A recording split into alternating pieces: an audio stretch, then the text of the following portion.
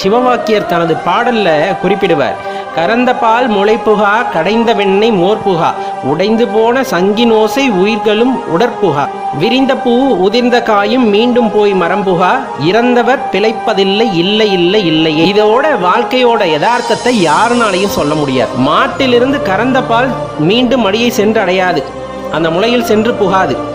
பூ உதிர்ந்துருது இல்லை காய் உதிர்ந்துருதுன்னா மரத்தில் போய் ஒட்டிக்காது. இதெல்லாம் நடக்காத ஒரு விஷயம் அப்படின்னு நம்ம சொல்கிற மாதிரியே தான் நம்ம உடலை விட்டு உயிர் பிரியும் போது திரும்பியும் அந்த உடலுக்குள் அந்த உயிர் வராது. அப்படி இருக்கையில் கிடைத்த இந்த ஒரு அரும்பெரும் பிறவியை விட்டு விட்டு என்ன செய்ய போகின்றீர்கள்?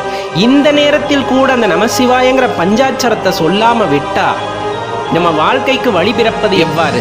இந்த மாயையிலேயே கிடந்து மீண்டும் பிறப்பெடுத்து அழிய போகின்றீர்களா அப்படிங்கிறத தான் அந்த ஏக்கமாக சிவவாக்கியர் ஐயா குறிப்பிடுறாங்க. நம்ம அதை சரியாக பயன்படுத்தி கொள்ளாவிட்டால் இந்த வாழ்க்கை வாழ்ந்து என்ன பயன், இந்த பிறப்பு எடுத்து என்ன பயன் அப்படிங்கிறத நம்ம யோசிச்சு பார்க்கணும்.